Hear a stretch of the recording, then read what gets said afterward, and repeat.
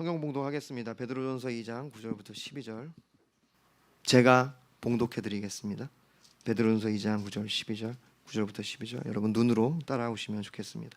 그러나 너희는 택하신 족속이요 왕 같은 제사장들이요 거룩한 나라요 그의 소유가 된 백성이니 이는 너희를 어두운 데에서 불러내어 그의 기이한 빛에 들어가게 하신 이의 아름다운 덕을 선포하게 하려 하심이라. 너희가 전에는 백성이 아니더니 이제는 하나님의 백성이요 전에는 궁유를 얻지 못하였더니 이제는 궁유를 얻은 자니라. 사랑하는 자들아 거류민과 나그네 같은 너희를 권하노니 영혼을 거슬러 싸우는 육체의 정욕을 제어하라. 너희가 이방인 중에서 행실을 선하게 가져 너희를 악행한다고 비방하는 자들로 하여금 너희 선한 일을 보고 오시는 날에 하나님께 영광을 돌리게 하려 함이라.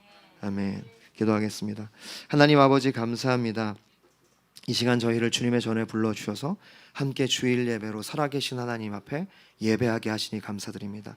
오늘 또 이렇게 귀한 또 새롭게 박현남 형제님 또 율준 어머니 또 율준이 이렇게 예배 참석하게 하시고 또 오랜만에 서정훈 집사님 함께 현장에서 예배 참석하게 하시고 또 이렇게 너무도 귀한 심경석 형제 이렇게 주일마다 예배드리게 하시니 감사드립니다. 또한 우리를 불러주셔서 어두운 데서 빛으로 불러내셔서 하나님 주님을 예배하게 하시니 감사드립니다. 이 시간 하나님 우리가 주의 말씀 앞에 나아가오니 우리 가운데 말씀하여 주시옵소서. 주의 말씀이 하나님 우리의 소망이고 우리의 생명입니다.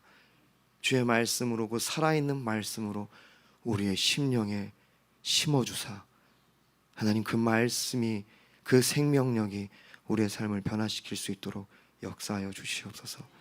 성령님 말씀을 전하는 자나 듣는 자가 성령 안에서 교통하게 하여 주시고 주의 말씀을 전하고 듣게 하여 주시옵소서. 감사드리며 예수님 이름으로 기도합니다. 아멘. 네, 오늘 말씀 제목은 영어예요. Where are you from? 네, 중요합니다. 그 발음이 Where are you from? 이렇게 F 발음 유념해 주세요. Where are you from? 그러면 안 돼요. 그러면 동남아 사람 되는 겁니다. 아 동남아 사람 돼도 되죠. 이게 조심해야 돼요. 저 뭐 그분들 뭐라고 한 건 아니고 그냥 우리나라 사람이 아니다. 근데 이제 우리는 다 주님 안에서 한 형제 자매가 될 수 있죠. Where are you from? 이제 Where are you from? 이게 너무도 잘 아는 영어죠. 그리고 이제 지금 이게 세미콜론인가요? 이게 어떤 뜻이냐면 그 앞 문장에 대한 의미를 나타낼 때 이렇게 쓴다고 해요. 그래서 저는 이제 오늘 말씀 제목이기도 한데 거룩한 나그네 Where are you from? Where are you from? 거룩한 나그네 이 제목으로 말씀을 전하려고 합니다. 제가 대학교 3학년 때 이제 겨울 제대하고 나서 겨울 전도행을 갔어요. 이제 제가 대학생일 때 이제 뭐 열심히 하니까 뭐 리더 막 시켜줘가지고 기분 좋게 이제 갔습니다. 네, 이쪽으로 조금 이렇게 네, 감사해요. 이집트로 전도행을 갔어요. 그때 이제 이집트에 저희 한국에서 온 학생들도 있었고 좀 전에 얘기했던 동남아에서도 이제 온 학생들도 있었고 중동 쪽에서 온 학생들 대학생들이 한 150명 정도가 모여서 이렇게 컨퍼런스를 했습니다. 예배를 드리고 너무 좋았어요. 너무 감사했어요. 그래서 우리가 오늘 같이 교제 찬양 이렇게 했잖아요. 그것처럼 교제하는 시간이 있었어요. 서로 소개하고 그러니까 이제 또 여러 나라에서 왔으니까 또 어떤 사람들이 영어로 이제 얘기하면서 막 이렇게 대화하기도 하고 서로 축복했죠. 근데 어떤 한국 자매가 어떤 형제를 이제 딱 봤는데 이제 피부색이 좀 진하고 이목구비가 뚜렷하니까 이렇게 얘기한 거예요. Where are you from? 딱 얘기했어요. 그랬더니 이 형제가 굉장히 당황하면서 저 한국 사람인데요. 그래서 그 일화가 정말 너무 유명합니다. 그래서 근데 저는 그 형제를 보면서 저도 진짜 감사했어요. 저 자매가 먼저 교제를 해서 제가 교제했으면 아마 저도 Where are you from? 나왔을 거예요. 그래서 정말로 어떻게 보면은 외국인처럼 생겨가지고 진짜 이제 약간 이렇게 그랬어요. 그래서 좀 멋지게 생겼어요. 이목구비가 뚜렷하고 키도 크고 그러니까 이제 자매가 Where are you from? 이렇게 한 거죠. 너무도 우리가 잘 아는 영어죠. 너 어디서 왔니? 다시 말하면 너 고향이 어디니? 이런 뜻이죠. 오늘 말씀 제목입니다. 너 어디서 왔니?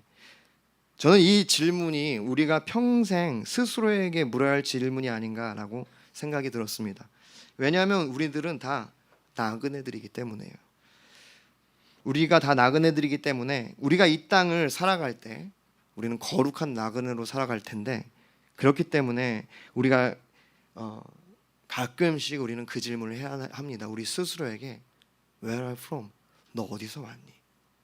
그 질문을 하지 않으면 우리는 나그네인 줄 모르고 살아간다는 것이죠. 베드로전서 1장 1절부터 2절을 보면요, 이 베드로 전서는요, 이 베드로 서신은요, 베드로가 여기 보니까 1절에 소아시아 지역이에요. 지난번 한번 우리 그 지도를 봤었죠. 그 카파도기아, 그리고 본도, 그리고 뭐 갈라디아, 비두니아. 바울이 원래 그쪽으로 선교를 가려고 했다가 하나님이 유럽 쪽으로 옮기셨던 이야기를 할 때 우리가 같이 그쪽 지금의 터키 지역에 흩어져 있는 이제 뭐라 그러죠? 선택받은 나그네들에게 편지를 하고 있는 거예요. 우리는 나그네입니다. 베드로가 그 흩어져 있는 주님의 사람들, 예수 그리스도를 믿는 믿음 안에 살아가는 사람들을 지금 택함 받은 나그네, 다시 말하면 거룩한 나그네라고 호칭하고 있는 거예요.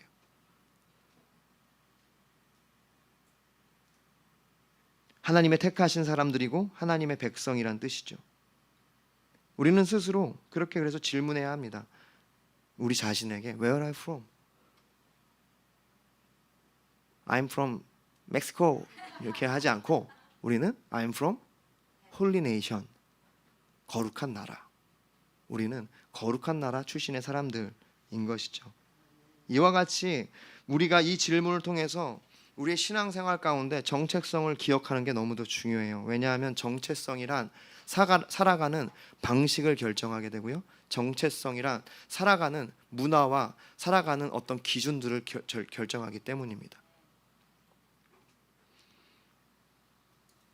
오늘 소아시아에서 터진 씨앗들, 이 디아스포라가요, 씨앗들이 그러니까 흩어진 씨앗들이란 뜻이에요. 그 디아스포라 나그네들에게 보내는 이 편지가 오늘 서울과 경기 주변 지역에 흩어져 사는 우리 복음의 씨앗으로 살아가는 여러분에게 보내는 주님의 편지가 되기를 소망합니다. 그래서 이 메시지를 통해서 우리가 주님이 무엇을 말씀하시는지 세 가지로 간단하게 나누고 싶습니다. 첫 번째는 하나님의 선택이라는 거예요. 우리 오늘 본문 2장 9절부터 10절 같이 보겠습니다. 시작. 그러나 너희는 택하신 족속이요 왕같은 제사장들이요 거룩한 나라요 그의 소유된 백성이니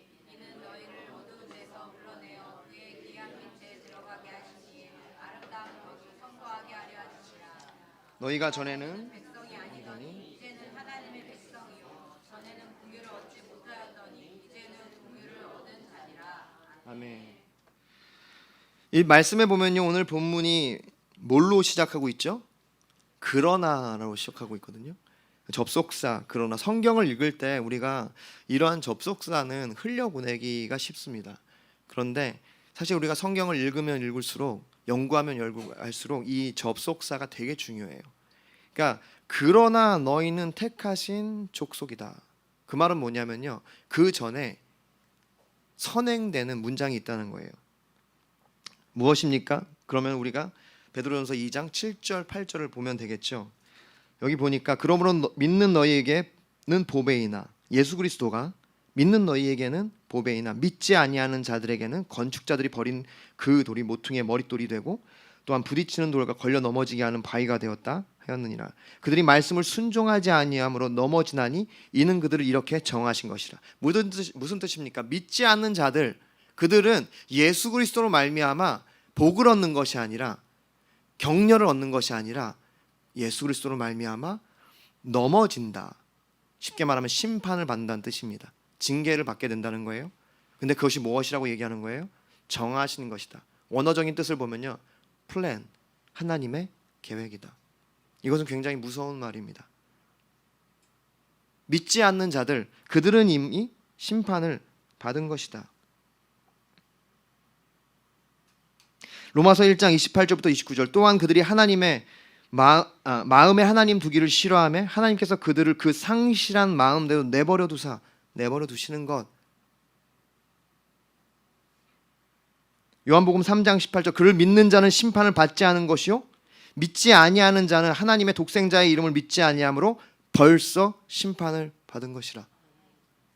그러나 너희는 택하신 족속이다. 이것이 은혜입니다. 주님이 그렇게 주님의 심판을 받은 자들과 같지 않고 너희는 택하신 족속이다. 할렐루야. 다르다는 거예요. 우리는 다르다는 겁니다. 왜냐? 하나님이 택하셨다는 거예요. chosen people. choose의 과거 완료죠. chosen. 택하셨다 이미. 주님이 선택하셨다는 겁니다. 왕 같은 제사장들로 거룩한 나라로 그의 소유된 백성으로 택하셔서 전에는 하나님의 10절에 보니까 전에는 하나님의 백성이 아니었다. 이제는 하나님의 백성이다. 평행법이에요. 성경은요 평행법이 굉장히 많습니다. 이렇게 볼 때 여러분 보십시오. 너희가 전에는 백성이 아니었고 이제는 하나님의 백성이었다. 그 말은 즉슨 전에는 긍휼을 얻지 못했다. 그러니까 멀시가 없었다. 자비가 없었다. 이제는 자비 안에 있다는 거예요. 할렐루야. 여러분 우리가 하나님의 자비 안에 있음을 기억해야 합니다. 여러분 우리가 죄를 많이 져요. 여전히 죄 안에 살아갑니다. 여전히 우리 안에 흔들리고 죄로 인하여 유혹에 넘어가요. 그런데 우리가 기억할 것은 시편 32편 1절 허물의 사함을 받고 죄가 가리워진 자는 복이 있다. 할렐루야. 우리는요 허물의 사함을 받고 죄가 이미 가리워진 자들이에요. 그것이 chosen people이라는 겁니다. 주의 공로로 예수 그리스도의 공로로 이미 우리의 죄는 해결되었다는 거예요. 그걸 믿고 순종하고 주님 앞에 나올 때 우리의 삶에 구원의 증거들이 나타나기 시작하는 거예요. 할렐루야.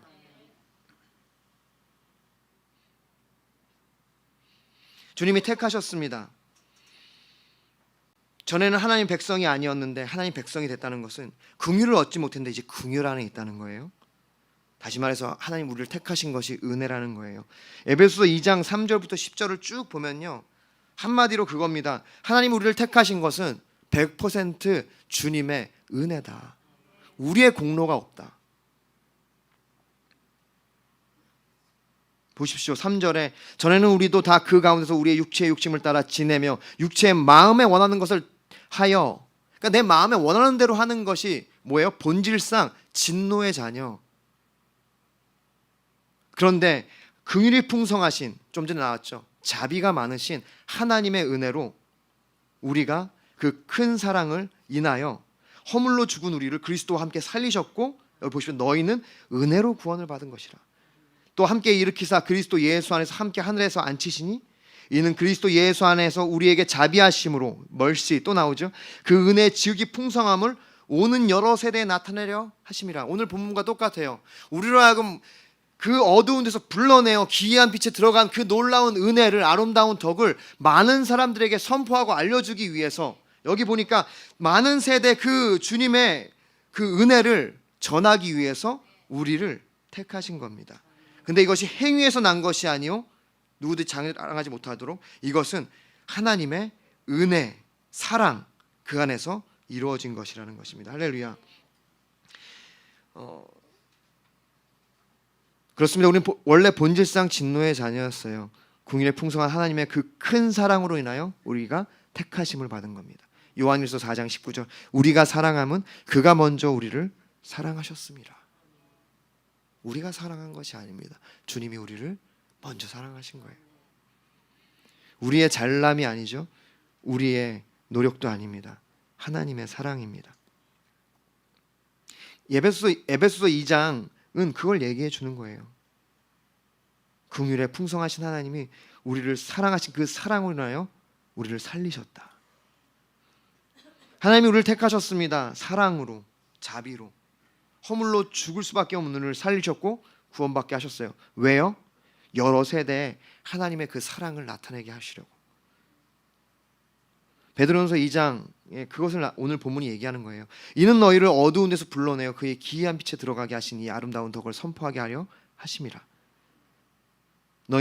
너희가 전에는 백성이 아니더니 이제는 하나님 백성이요 전에는 궁유를 얻지 못하더니 이제는 궁유를 얻은 자니라. 할렐루야. 여러분, 하나님께서 여러분을 택하셨음을 기억하기를 바랍니다. 우리가 거룩한 나그네로 살아간다는 것은 하나님이 나를 택하셨음을 기억하는 거예요. 내 노력이 아닙니다. 내 선택이 아니에요. 여러분, 하나님이 여러분을 선택하신 것입니다. 그 하나님의 사랑을 사람들에게 알려주시려고. 두 번째, 하나님 택하셨고요. 첫 번째는 하나님이 택하신 것이고, 두 번째는요, 거룩한 나그네라는 거예요. 그래서 우리 베드로전서 2장 11절 함께 읽겠습니다. 시작. 사랑하는 자들아, 거류민과 나그네 같은 너희를 권하노니 영혼을 거스러 싸우는 육체의 정욕을 제어하라. 아멘.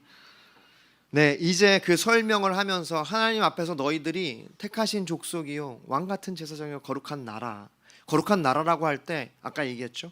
거기에는 이방인이라는 표현이 있어요. 뜻이 있습니다. 그러니까 거룩한 나그네라는 뜻입니다.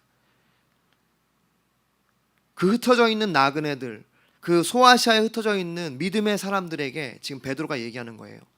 사랑하는 자들아, 거류민, 그러니까 외국인 혹은 여행객이란 뜻이에요. 혹은 나그네 같은 너희를 권하노니 뭐라고 해요? 영혼을 거슬러 싸우는. 다시 말해서 우리의 영혼을 그렇게 대항하는, 그렇게 우리의 영혼을 향하여 싸움을 걸어오는 그 육체의 정욕을 제어해라. 거류민과 나그네 같은 우리들이 바로 그것이 우리의 정체성입니다. 여러분, 우리의 정체성은 뭐냐면 여행객이에요. 나그네라는 거, 이방, 그러니까 우리는 외국인입니다. 이 땅은 우리의 나라가 아니에요. 우리는 아까 얘기했죠. 홀리네이션. 우리는요, 하나님 나라가 우리의 나라입니다. 예수님이 이 땅에 와서 첫째로 선포하신 복음이 뭡니까? 회개하라, 천국이 가까웠다.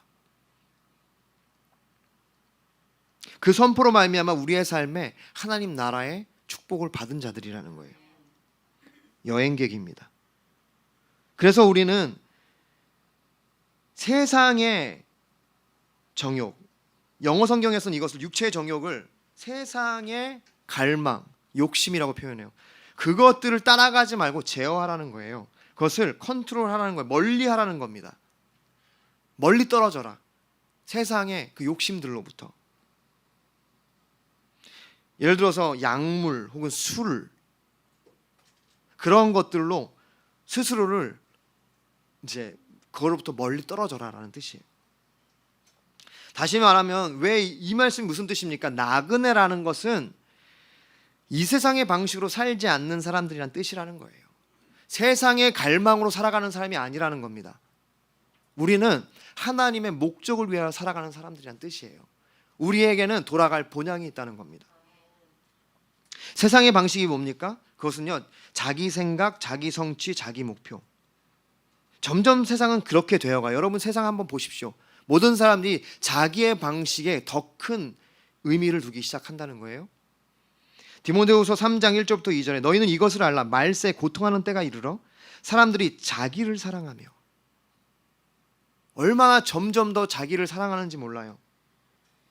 그런데 너희는 이와 같이 살아가지 말라는 거예요. 세상의 정욕을 따라 살아가지 말라. 왜냐? 너희들은 나그네니까.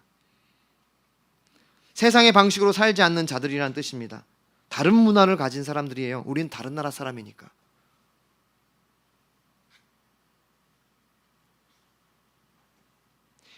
여러분, 여행이 주는 유익이 뭡니까? 저는 그것이 우리로 하여금 우리의 인생이 여행인 것 같다는 것을 주시시켜 주는 것 같아요. 그래서 저는 여행을 좋아하고 여러분이 기회 될 때 여행을 하시면 좋을 것 같아요. 그래서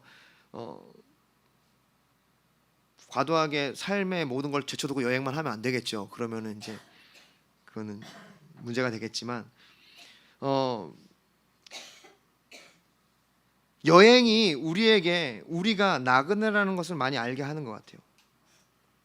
여러분, 여행의 특징이 뭡니까? 여행자가 어떤 여행지에 가서 굉장히 자유롭잖아요. 출근도 안 하고. 여러분, 우리 만물의 그 마말비 말레이시아 비전 트립 어땠습니까? 너무 행복했죠. 천국과 같은 일주일 아니었습니까? 출근도 안 해. 밥도 줘. 서로 뭐 격려도 해. 예배도 드려. 그런데 왜 그렇게 자유롭죠? 그 땅에 뿌리를 내리려는 목표가 없기 때문이에요. 여러분 여행 가서 그곳에 집 살려고 하시나요? 그러면 피곤해지는 겁니다. 여행 가가지고 나 여기서 성공해야지. 야 어디서 무슨 장사할까? 이러면 피곤해지는 거예요. 여행이 자유로운 이유는 뭐예요? 우리가 가서 즐긴다고요. 내가 여기에서 내 집이 아니고 내 나라가 아니고 내가 머물러 살 곳이 아니기 때문에 큰 미련이 없어요. 그겁니다. 우리가 영적인 나그네라는 것은 우리는 이 땅에 미련이 없는 사람들이에요. 여기에 털을 닦고 여기에 뿌리를 내릴 사람들이 아니라는 거예요. 할렐루야. 우리의 문화가 아니라는 겁니다. 이 땅의 문화가 자기를 사랑함으로 자신만을 위해 사는 것이 우리의 문화가 아니라는 거예요. 너희는 나그네라는 거예요. 우리의 문화는 하나님 나라의 문화가 우리의 문화라는 겁니다. 우리는 세상에 살지만 하늘에 사는 사람들이에요. 대한민국에 살지만 하나님 나라를 사는 사람들입니다. 그래서 베드로전서 오늘 본문 바로 전에 1장 13절 16절에 그 나그네들에게 베드로가 뭐라고 얘기해요? 너희 마음의 허리를 동이고 근신하여 예수 그리스도께서 나타나실 때 너희에게 가져다 주실 은혜를 온전히 바랄지어다. 그러니까 지금을 위해서만 살지 말고 예수님은 다시 오실 그때를 준비하라는 거예요. 너희가 순종하는 자식처럼 전에는 알지 못하는 때에 따르던 너희 사욕을 본받지 말라. 오늘 똑같은 말씀입니다. 본문하고 육신의 정욕을 제어하라. 거기서부터 멀리 떨어져라. 그것을 따라가지 마라. 오직 너희를 부르신 거룩한 이처럼 너희도 모든 행실에 거룩한 자가 되라. 기록되었으면 내가 거룩하니 너희도 거룩할지어다 하셨느니라. 사욕을 따라 살지 말고 거룩하게 살아가라는 것. 왜냐? 우리는 구별된 나그네이기 때문에. 할렐루야. 그것이 어떻게 가능합니까? 베드로전서 1장 21절부터 23절에 보면은 너희가 진리를 순종함으로 너희의 영혼을 깨끗게 하여 거짓이 없이 형제를 사랑하기에 이르렀으니 마음으로 뜨겁게 서로 사랑하라. 거룩한 삶을 얘기하는 거예요. 마음으로 뜨겁게 서로를 사랑하는 것이 거룩한 삶이라는 것입니다. 너희의 거듭난 것은 너희가 이렇게 거룩하게 된 것은 썩어질 것으로 된 것이 아니라 썩지 아니한 것으로 된 것이 살아있고 항상 있는 하나님의 말씀으로 된 것이라. 할렐루야. 우리가 거룩하게 살아갈 수 있는 방법은 유일합니다. 하나님 말씀뿐이에요. 시편 119편 9절부터 11절 청년이 무엇으로 그 행실을 깨끗게 하리이까? 주의 말씀을 지킬 따름이니이다. 내가 전심으로 주를 찾았사오니 주의 계명에서 떠나지 말게 하소서. 내가 주께 범죄하지 아니하려 하여 주의 말씀을 내 마음에 두었나이다. 할렐루야. 주의 말씀만이 우리로 하여금 정욕을 따르지 않고 세상의 그 갈망을 따르지 않는 삶을 살게 한다는 겁니다. 할렐루야. 그래서 오늘도 우리가 이 예배 가운데 말씀으로 나아가는 거예요. 이 말씀이 우리의 심령에 우리가 세상의 정욕대로 살지 않고 나그네로 살게 한다는 겁니다. 할렐루야. 하나님 말씀하세요. 우리가 세상의 방식으로 살지 마라. 너희는 거룩한 나그네다. 그 방식이 뭡니까? 세 번째, 선으로 악을 이기라. 이것이 우리가 이 땅을 살아가는 방식입니다. 오늘 본문 12절 같이 읽겠습니다. 시작. 너희가 이방인 중에서 행실을 성하가져 너희를 악행한다고 비방하는 자들로 하여금 너희 선한 일을 보고 오는 나라에 하나님께 영광을 돌리게 하려 함이라. 아멘. 우리가 나그네로 거룩한 나그네로 살아갈 때 세상 사람들 중에서 살아갈 때 선한 행실을 가져라. 왜 그렇습니까? 우린 그렇게 부름받은 사람들이에요. 마태복음 5장 13절 너희는 세상의 소금이니 소금이 만일 그 맛을 잃으면 무엇으로 짜게 하리요? 후에는 아무 쓸데없이 다만 밖에 버려져 사람들에게 밟힐 뿐이니라. 할렐루야. 오늘날 기독교가 그리스도인 성도들이 왜 손가락질을 당합니까? 이 말씀 때문이에요. 소금은 맛이 핵심인데 짠맛이 핵심인데 맛을 잃으니까 버려지는 거고 밟히는 겁니다. 맛을 잃으면 소금은 쓸모가 없어요. 여러분, 오늘날 한국교회 많은 성도님들이 우리 자신을 보더라도 맛이 없어졌어요. 맛을 잃었습니다. 좀 톡 쏘는 맛이 좀 있어야 되는데 남다른 맛과 색깔이 있어야 되는데 원래 그랬거든요. 원래 우리 믿음의 선배들은 톡 쏘는 맛도 있고 새콤한 맛도 있고 짠맛이 있어가지고 이게 이 사회에 부패를 막고 이 사회에 어떠한 아름다움을 나타내고 기쁨이 됐었는데 이제는 우리가 맛을 잃고 세상 사람들과 똑같은 기준으로 살아간다는 거예요. 그게 뭡니까? 악을 악으로 갚기 시작했다는 겁니다. 세상 사람들과 똑같은 동기로 살아가기 시작했다는 거예요. 똑같은 동기로 살아가는데 어떻게 맛을 냅니까?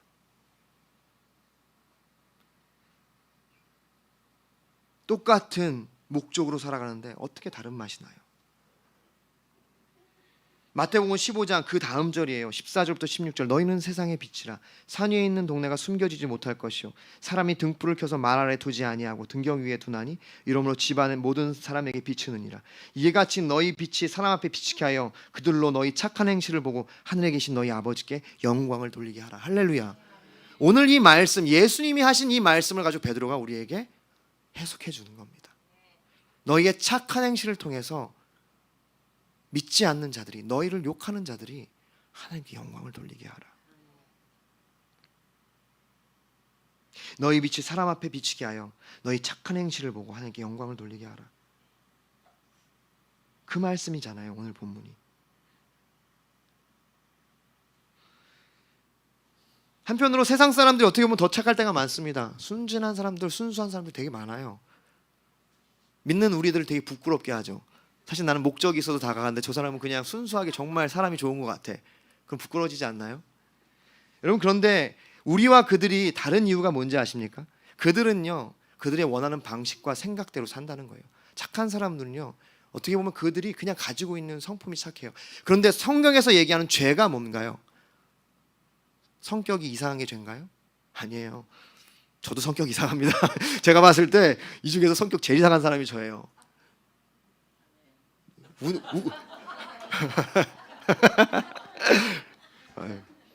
속 시원하네요. 제가 이제 이실직고를 하니까 서로 죄를 고백하여 주님 앞에 은혜를 받. 아무리 생각해도 제가 진짜 정말 이상하거든요. 성경에서 말하는 착한 행실은요, 그러니까 그 죄는요, 성품이나 이런 것이 아니에요. 하나님을 인정하지 않는 겁니다.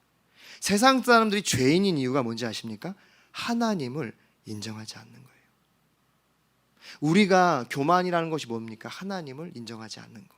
내가 더 잘 알고 내가 더 똑똑하고 내가 더 뭔가를 선택하고 이렇게 잘 안다고 생각하는 것. 세상 사람들이 하나님을 거부하기 때문에 죄인인 거예요. 근데 그들이 하나님을 거부할지언정 성품적으로 우리보다 너무 착한 사람들이 많아요. 제가 보기에도 그래요. 제가 지난 그 학창 시절을 생각해도 저도 착한 사람 중에 한 명이었지만 저보다 더 착한 사람들이 너무 많더라고요. 짜증나죠. 그래서 그 사람들이랑 별로 안 친해요. 저 나쁜 사람들만 친해가지고. 우리는 목적을 위해서 선한 삶을 살아야 된다는 게 다른 거예요. 여러분, 이게 어려운 겁니다. 내가 그냥 그 착한 것이 성품이어서 하는 게 아니라 우리는 하나님의 영광을 나타내고 그것을 전해줘야 되기 때문에 선해야 되는 거예요. 그게 어려운 겁니다. 내 기질과 맞지 않고 내 스타일과 맞지 않지만 참아야 되는 거예요. 그게 다른 방식입니다. 베드로전서 2장 19절 오늘 본문 이후에 부당하게 고난을 받아도 하나님을 생각함으로 슬픔을 참으면 이는 아름다우나. 이것이 우리의 방식이라는 것이에요. 부당함을 당해도 하나님을 생각하고 참는 것, 이것이 악을 선으로 이기는 겁니다. 20절에 보십시오. 죄가 있어 매를 맞고 참으면 무슨 칭찬이 있으리요. 여러분, 이거 굉장히 부끄럽다는 거예요. 자기의 욕심과 자기의 죄로 우리가 고난을 당하면 그거는 그리스도의 고난이 아니라는 거예요. 우리가 선한 일을 하고도 고난을 받는 것, 그것을 참는 것, 주를 생각함으로 참는 것이, 그것이 주님께 칭찬받을 일이라는 것입니다. 왜 그렇습니까? 왜 그렇게 해야 합니까? 왜 우리는 선으로 악을 이겨야 하죠? 주님이 그렇게 하셨어요. 베드로전서 2장 21절부터 25절. 이를 위하여 너희가 부르심을 받았나니 그리스도도 너희를 위하여 고난을 받아서 너희에게 본을 끼쳐 그 좌치를 따라오게 하려 하셨느니라. 주님이 고난을 받고 우리도 그 고난의 길을 가게 하신다는 거예요. 그는 죄를 범하지 아니하셨고 그 입에 거짓도 없으시며 욕을 당하되 맞대어 욕하지 아니하시고 고난을 당하시되 위협하지 아니하시고. 우리 고난을 당해 보십시오. 여러분, 너 한 번 더 하면 진짜 죽여버린다. 튀어나가잖아요.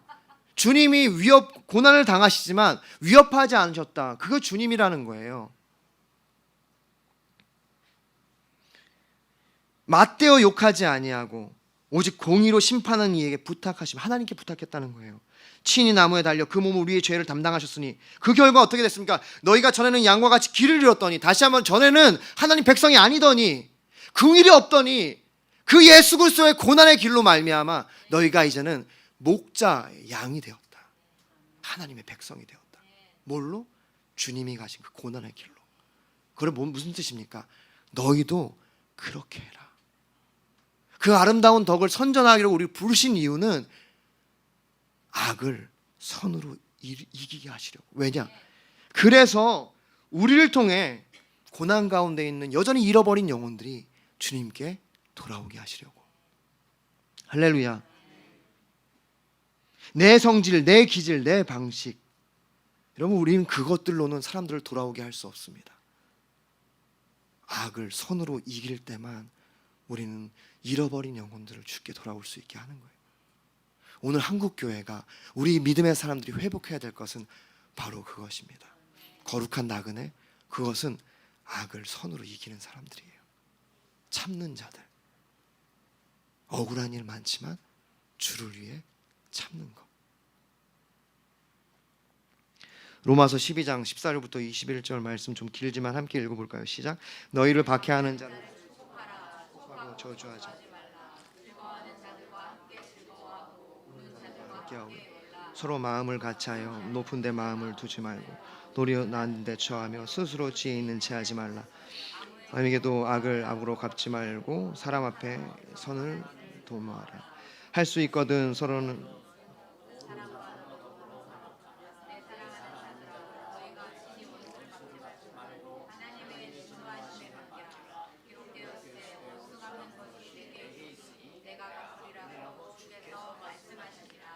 내 원수가 줄이거든 먹이고 목마르거든 마시게 하라. 그리함으로 내가 숯불을 그 머리 위에 쌓아 놓으리라. 악에게 지지 말고 선으로 악을 이기라. 할렐루야. 놀라운 말씀이 여기에 기록되어 있지 않습니까? 거룩한 나그네로 살아가는 것, 우리를 박해하는 자들을 축복하는 삶입니다. 우리가 세상 사람과 똑같이 욕하고 저주하면 어떻게 맛을 냅니까? 즐거워하는 자들과 즐거워하라. 보조를 맞추라는 거예요. 여러분, 그리스도인 너무 독특하면 안 됩니다. 보조를 맞출 줄 알아야 해요. 그들과 함께 보조를 맞추고 그들을 섬길 줄 알아야 합니다. 독불장군이 되지 말라는 거예요. 세상 사람들과 섞여서 짠맛을 내라. 그래서 하나님께 그들로 너의 선한 행실을 보고 하나님께 영광을 돌리게 하라. 원수 갚으려고 하지 마라. 나에게 맡겨라. 하나님이 갚으신다는 거죠. 요한일서 4장 12절 어느 때나 하나님을 본 사람이 없을 때 만일 우리가 서로 사랑하면 하나님 우리 안에 거하시고 그의 사랑이 우리 안에 온전히 이루어지느니라. 쉽게 말하면 세상은 우리를 통해 하나님을 본다는 것입니다. 할렐루야. 말씀을 정리하겠습니다. 저를 보면서 주님이 깨닫게 하신 것이 있어요. 이제 제가 그 D로 해주시면 좋을 것 같아요. 근데 이거 지금 뭐 바로 안 쳐도 되고 이제 지금 치면 너무 길 것 같아가지고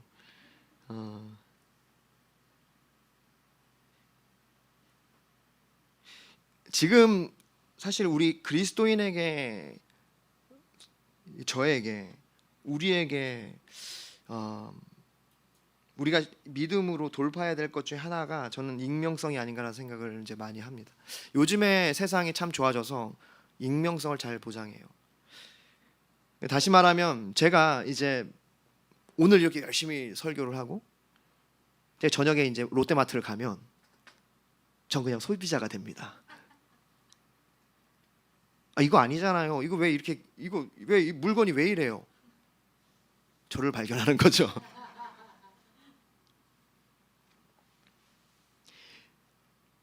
누구도 내가 목사인지 모르니까 저도 잊어버리고 사는 거예요. 그렇다고 나쁜 짓을 한다는 것은 아닙니다. 운전을 할 땐 그냥 운전자로, 그냥 국민으로, 시민으로, TV에 볼 땐 그냥 시청자로 생각 없이 살아가는 저를 발견하게 된 것 같아요. 목회자요, 사명자요, 말씀을 맡은 자로 내가 그것을 알고 살아가는 것이 아니라 나도 모르게 아무 생각 없이 그냥 섞여서 그냥 그 땅 사람들처럼 살아가는 저를 발견하게 됐어요. 어느 날 제가 저희 집이 저기 강 건너편에 있기 때문에 아침마다 이제 교회 올 때마다 강을 건너오는데 참 멋진 거는 강을 건너오면 양평이 이렇게 전경이 보이거든요. 어떨 때 보면 진짜 스위스 같아요. 그러니까 이제 겨울 같은 때는 만년설 막 있고. 근데 제가 이제 어느 날 그 길을 건너오는데 주님이 그런 마음을 주는 거예요. 내가 너를 목회자로 부르지 않았냐? 너가 이 땅의 목회자가 아니냐? 너가 하나님의 종 아니냐? 그리스도인 아니냐? 너가 그냥 국민으로 이 다리를 건너는 것이 아니라 너가 주님의 사명을 맡은 자로 이 다리를 건너는 거 아니냐? 그러니까 양평이 다시 보이기 시작하고 제가 그런 기도 제목이 생기기 시작하는 거. 하나님, 내가 언제나 이 사명과 이 정체성을 잃지 않게 하여 주시옵소서. 내가 잠깐 이 땅에 머무르는 방문객인데 나는 사명이 있는 자인데 어느 순간 그 나라 사람처럼 눌러 앉으려고 하는 저를 보게 되는 거죠. 여러분은 어떻습니까? 여러분 그리스도인으로 살아가면서 그냥 양평 군민의 한 사람으로, 군포 시민의 한 사람으로, 서울 시민의 한 사람으로, 그냥 목사 중 하나로, 간사 중 하나로, 직장인 중 하나로, 그냥 대한민국 한 사람으로 혹시 살아가고 있지는 않습니까? 그냥 무리에 휩쓸려서 익명성에 숨어서 살려고 하고 있지 않습니까?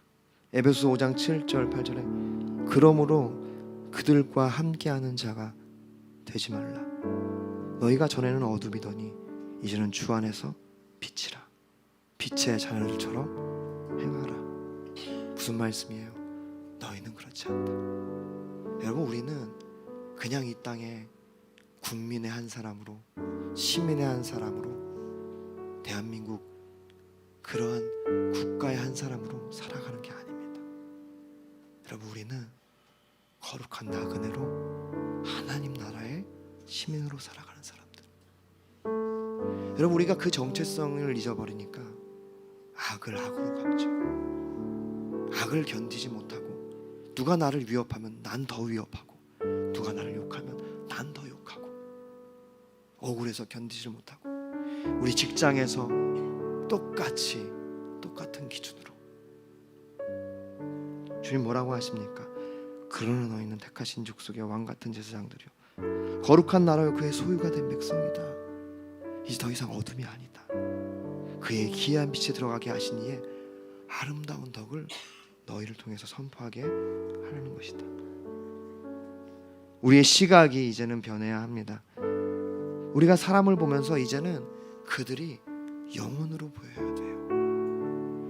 내가 직장에서 내 옆에 있는 사람이 이제는 영혼으로 보여야 된다고요. 그게 우리의 정체성입니다.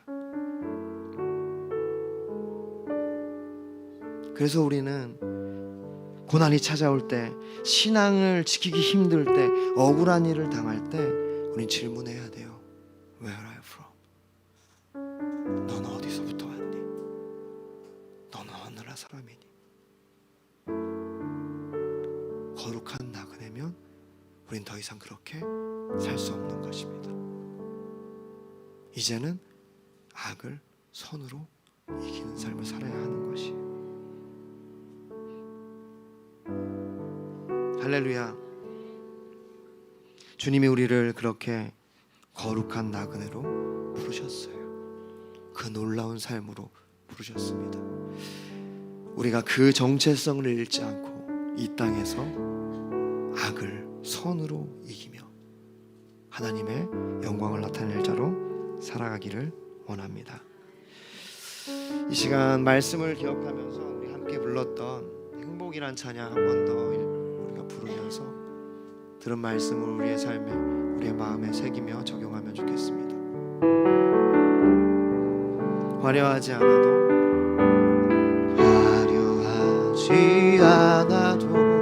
정결하게 사는 가진 것이 적어도 춤사며 사는 삶, 내게 주신 작은 힘 나눠주며 사는 삶, 이것이 나의 삶의 행복이라고. 눈물 날 일 많지만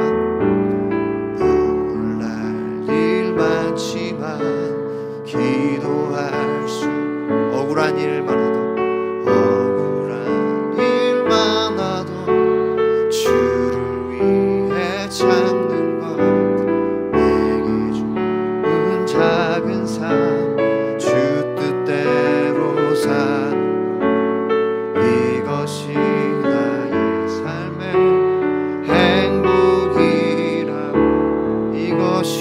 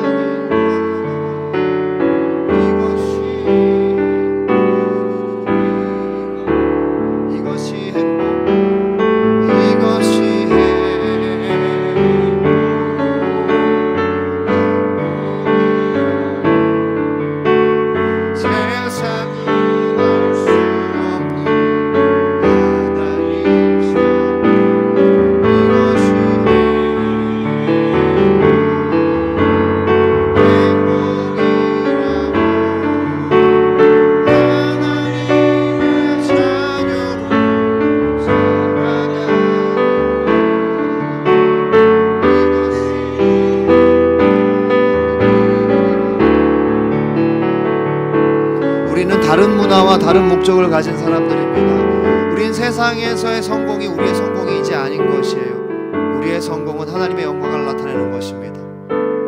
제가 존경하는 한 선교사님이 그런 얘기를 했어요.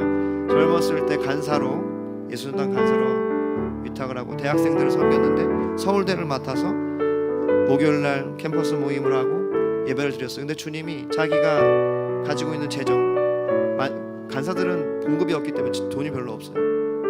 그 재정이 사실은 자기가 집에 갈 때 그 차비로 쓸 재정이었어. 근데 주님이 그것을 어떤 누구에게 플로잉하라고 마음을 주신 거예요. 아, 고민이 많이 됐어. 이거 없으면 나 집에 못 가는데 뭐 주님이 주시겠지. 그리고 그 저녁 예배 때 그 선교사님이 그 자매에게 그걸 플로잉했습니다. 그리고 이제 예배가 끝나고 한 9시쯤에 서울대 캠퍼스를 나왔어요. 그 당시에 공동생활집이 이제 포일리 안양에 있었는데요. 계속 기대했대요. 누군가 헌금하겠지. 누군가 자기에게 하나님 마음 준다고 하고 재정을 주겠지. 근데 아무도 주지 않았대요. 그래서 어쩔 수 없이 그렇게 헌금을 하고 걸어가기 시작했대요. 저녁에 출발을 했는데 밤새도록 걸어서 아침 해가 뜨기 시작할 때 이제 안양에 도착한 거예요. 근데 그때 이 선교사님 안에 진짜 분노가 일어나기 시작했대요. 주님 뭡니까? 나 이러려고 불렀냐고. 주님 위에 살면 주님이 책임져 준다고 했는데 내가 그 1,000원이 없어서 나이 걸어오게 하시냐고. 근데 주님이 그때 그 선교사한테 그랬대요. 사랑하는 아들아, 그래도 너 나와 함께 할 거니.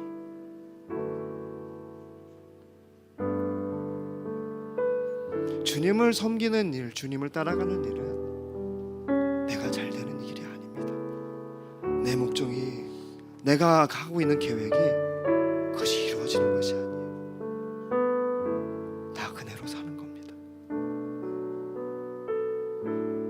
다 그네로 사는 거예요. 이 땅에 주인으로 사는 것이 아니라 거류민으로 하나님의 영광을 나타낼 자로, 악을 선으로 이기며 사는 겁니다. 여러분, 하나님께서 오늘 여러분에게 저는 물어보신다고 믿어요. 그래도 나와 함께 갈래? 그래도 나와 함께 갈래? 우리가 같이 응답했으면 좋겠습니다. 하나님, 내가 주님의 거룩한 나그네로 살겠습니다. 주님의 영광을 나타내겠습니다. 나를 그렇게 사용하여 주시옵소서. 우리 잠깐 그렇게 기도하면 좋겠습니다.